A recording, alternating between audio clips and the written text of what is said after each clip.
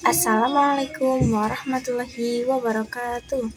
Halo teman-teman, perkenalkan nama saya Salsa Syifa Rihadatul Aisyah, absen 31 dari kelas 10 PM2. Di sini saya akan membacakan sedikit artikel tentang Pangeran Diponegoro. Siapa sih yang nggak tahu tentang Pangeran Diponegoro? Yuk kita simak perjalanan dan kisahnya.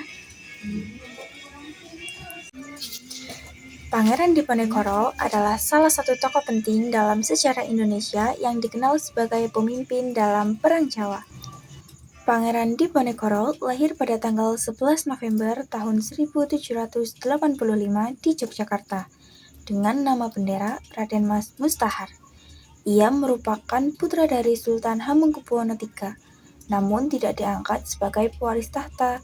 Sejak kecil, Diponegoro lebih tertarik pada kehidupan religius dan dekat dengan rakyat dibandingkan kehidupan istana.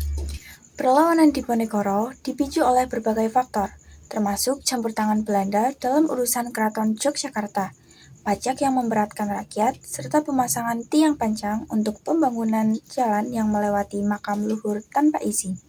Pada tahun 1825, Diponegoro mengangkat senjata dan memulai Perang Jawa. Perang ini menjadi salah satu perang terbesar yang dihadapi Belanda di Nusantara dan berlangsung selama 5 tahun. Diponegoro menggunakan taktik gerilya yang efektif, memanfaatkan medan geografis dan dukungan rakyat. Pasukannya berhasil membuat Belanda kewalahan dan mengalami kerugian besar, baik dari segi pasukan maupun biaya perang. Namun, Belanda kemudian menggunakan strategi benteng, style benteng, untuk mempersempit ruang gerak pasukan Diponegoro. Pada tahun 1830, Diponegoro ditangkap lalu ditipu muslihat saat menghadiri perundingan dengan Belanda di Magelang. Setelah itu, ia diasingkan ke Manado, kemudian dipindahkan ke Makassar hingga wafat pada 8 Januari tahun 1855. Pangeran Diponegoro dikenang sebagai pahlawan nasional Indonesia yang berani melawan penjajahan demi keadilan dan kedaulatan.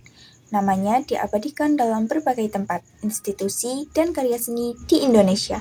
Refleksi untuk diri sendiri dari kisah Pangeran Diponegoro. Yang pertama, menegakkan prinsip dan integritas tinggi, keteguhan hati. Pangeran Diponegoro menunjukkan integritas tinggi dengan menolak tunduk pada penjajah yang bertindak semena-mena meskipun ia tahu konsekuensinya berat. Yang kedua, spiritualitas sebagai kekuatan utama. Perlawanan Diponegoro berakar pada spiritualitas Islam yang kuat. Yang ketiga, kepedulian terhadap keadilan sosial. Ia memimpin perlawanan karena merasa prihatin dengan penderitaan rakyat Jawa akibat penindasan dan pajak tinggi. Yang keempat, kejujuran dan kerendahan hati. Sebagai bangsawan, ia memilih hidup merakyat dan berjuang bersama rakyat di Gua Selarong, menjauhi kemewahan istana. Kelima, pantang menyerah dan pengorbanan. Kisah beliau mengajarkan arti rela berkorban demi martabat dan kemerdekaan, meskipun pada akhirnya perjuangan tersebut tidak berhasil mencapai tujuannya secara militer. Refleksi ini mengajak kita untuk menjadi pribadi yang beradab, berkarakter kuat, dan berpegang teguh pada nilai spiritual, dan berani membela kebenaran dalam kehidupan bermasyarakat. Sekian artikel Pangeran Diponegoro dari saya. Mohon maaf bila masih ada kekurangan dan kesalahan dalam penyampaian saya. Saya akhiri. Terima kasih. Wassalamualaikum warahmatullahi wabarakatuh.